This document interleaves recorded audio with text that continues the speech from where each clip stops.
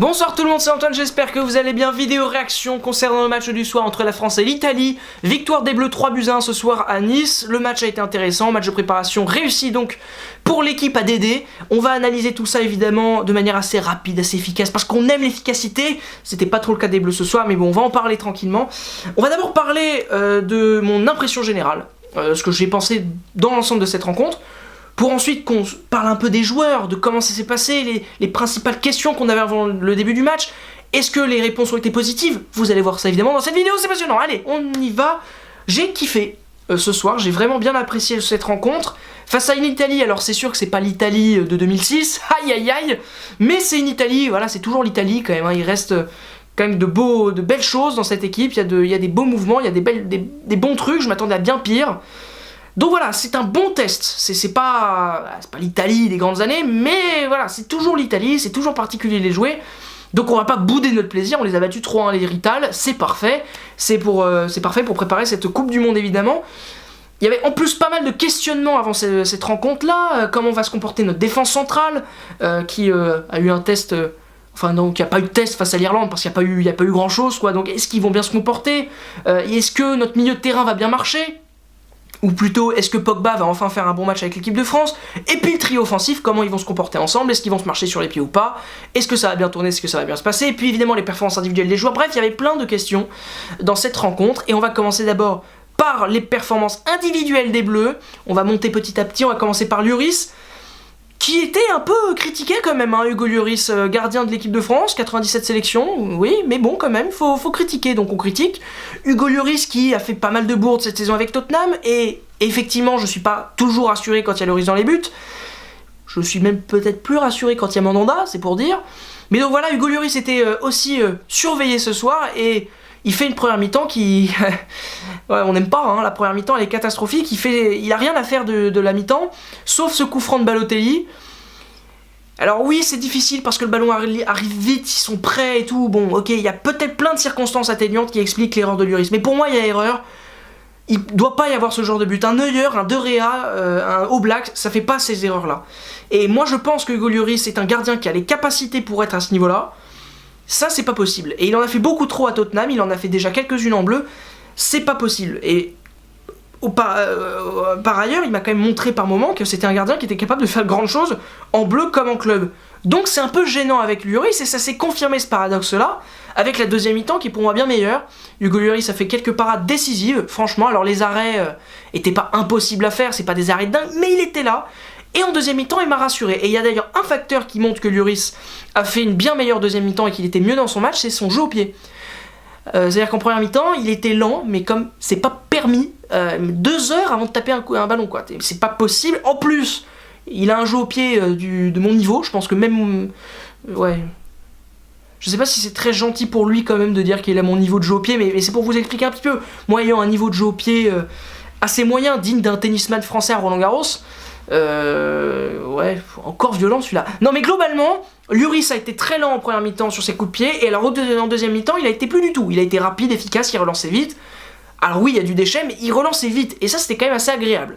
Devant, il y avait donc Adil Rami et Samuel Umtiti qui étaient surveillés. Umtiti a fait son match, voilà, point barre, il a été bon. Il a eu quelques moments un peu moins bons, mais voilà, c'est quand même une très bonne garantie derrière, je trouve, Samuel Umtiti, quand il est à ce niveau-là en tout cas. Et puis à côté de Rami, bah ça a bien marché. Rami, c'est pas le plus sexy, c'est pas le mec qui court le plus vite, c'est pas le plus technique, oui, mais il fait le boulot, et ce soir, les Rital, bah ils se sont un peu cassés les dents devant notre équipe, sauf en deuxième mi-temps, au début, où il y a eu quand même pas mal de flottements. Mais dans l'ensemble, les deux ont fait une bonne performance, donc pour moi le test est réussi, c'est validé. Ensuite les latéraux. Et ben les latéraux, on pouvait se poser pas mal de questions quand même, parce que bon, Benjamin Mendy et Djibril Sidibé semblent être bien partis pour être les titulaires au mondial, mais on voulait un peu avoir une impression sur ces deux doublures un peu surprenantes quand même, hein, de la part de Didier Deschamps. Lucas Hernandez est un joueur qui n'est là que depuis mars. Benjamin Pavard, au moment où il a été sélectionné pour la première fois, je faisais partie des gens qui se disaient c'est une blague, mais les deux ont apporté leur garantie, je trouve, surtout Lucas Hernandez qui a vraiment été très bon ce soir, très rapide, très percutant, à l'image du penalty qu'il provoque. J'ai trouvé très bon, j'ai trouvé très intelligent dans ses déplacements. Pour moi, c'est une réussite. Pavard a été très bon début du match, il a fait cette passe décisive sur le premier but, ou quasi passe décisive parce que son centre sur Mbappé est quasi parfait. Après, j'ai trouvé plus en difficulté physiquement, ça peut se comprendre, parce que c'est un joueur qui joue habituellement défense centrale à Stuttgart. Là, il a joué sur le côté droit, c'est quand même plus physique. Mais pour moi aussi, c'est un test qui est réussi. Le milieu de terrain ensuite, je vais pas trop parler de Kanté, parce que Kanté, on sait de toute façon que ce mec est fort, donc à quoi ça sert d'en parler, même si ce soir il m'a un peu déçu sur quelques petits trucs, des fautes, des pertes de balles un peu bêtes, bon, mais il a fait son match. La vraie question c'était Pogba en fait. Et Pogba a fait une première mi-temps catastrophique, alors que Tolisso a fait une première mi-temps vraiment très bonne. Alors catastrophique c'était un peu dur, mais il faisait rien, il était absent, invisible, Casper le mec, il était pas là. Par contre en deuxième mi-temps, Pogba m'a rassuré.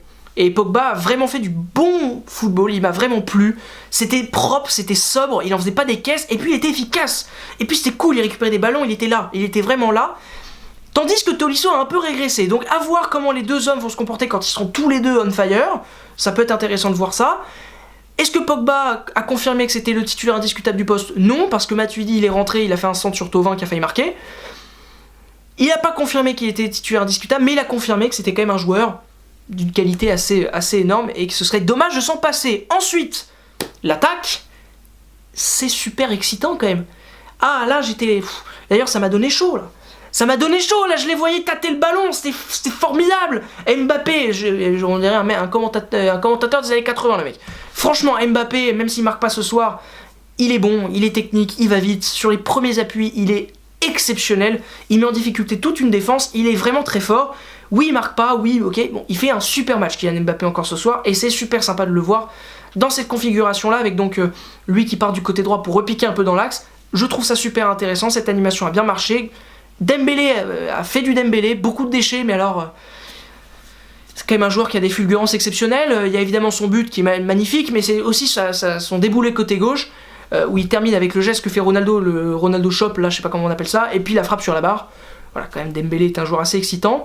Et puis Griezmann, alors Griezmann a fait un match d'une intelligence que je trouve assez brillante, 9,5, bien placé, tentant des caviars à chaque fois pour ses coéquipiers à côté, buteur en plus sur penalty. Voilà, je pense que c'est notre meilleur, enfin c'est même pas que je pense, c'est que c'est notre meilleur joueur.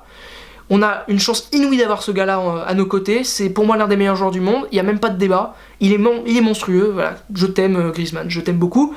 Alors que les remplaçants c'était plus compliqué, alors à part Thauvin qui a fait une bonne rentrée, alors bon c'est pas un grand joueur Thauvin on le sait, mais bon il a fait une bonne rentrée, il a failli marquer son premier but, ça aurait été beau d'ailleurs face à l'Italie, ça aurait été pas mal du tout. Le reste est un peu inquiétant, alors Giroud c'est inquiétant parce qu'il a vraiment été mais d'un absent absolument dingue. Mais bon, en même temps, Giroud, c'est quand même pas le mec, pas la bonne compo pour lui, quoi. Tout seul dans l'axe, il est pas bon. Lui, il est bon dans un 4-4-2 avec Griezmann qui tourne autour de lui et quand il peut lui faire des remises. On le sait très bien, face à l'Australie, Giroud, il va être important. Puis face au Pérou et au Danemark, pourquoi pas. Mais voilà, c'est pas dans ce genre de match-là que Giroud peut s'exprimer. Et puis alors Lemar, par contre, vrai Casper. Hein. Vraiment Lemar, où est passé le bon Lemar que j'avais vu face à la Colombie notamment. Il a disparu et c'est pas forcément très rassurant pour notre équipe de France. Lemar est peut-être le grand perdant de la soirée d'ailleurs parce qu'il a vraiment pas été bon du tout. Donc voilà, merci beaucoup d'avoir regardé cette petite vidéo, j'espère qu'elle vous aura plu. Je me dépêche parce que là, la caméra va bientôt tomber en rade. Donc merci beaucoup d'avoir regardé cette vidéo et à la prochaine pour une nouvelle vidéo sur la chaîne Coup de Sifflet et la prolongue. Allez, ciao les amis, allez, hasta la vista, ciao, allez, bye bye, c'est long, allez, ciao.